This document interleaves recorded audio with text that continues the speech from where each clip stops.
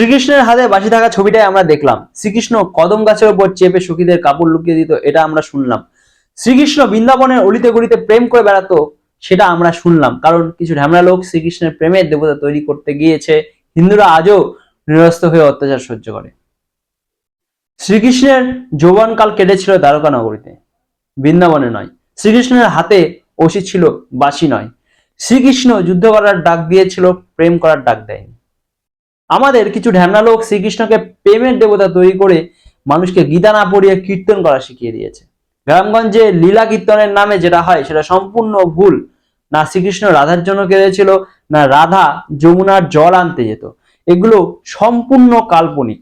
কিছু কীর্তনিয়া বগল কামিয়ে মঞ্চে নেচে নেচে শ্রীকৃষ্ণের রাসলীলা পরিবেশন করে মানুষকে শ্রীকৃষ্ণ নিয়ে ভুল বোঝায়। শ্রীকৃষ্ণ সম্পর্কে জানতে গীতা পাঠ করুন, কি বলে গেছে শ্রীকৃষ্ণ সেটা জানুন। কোনো ঢ্যামনা লোক বা কীর্তনিয়ার তথ্যে বিশ্বাস করবেন না। মহাভারতে শ্রীকৃষ্ণ ছিল যোদ্ধার ভূমিকায়, বাঁশি বাজানোর ভগবান ছিল না।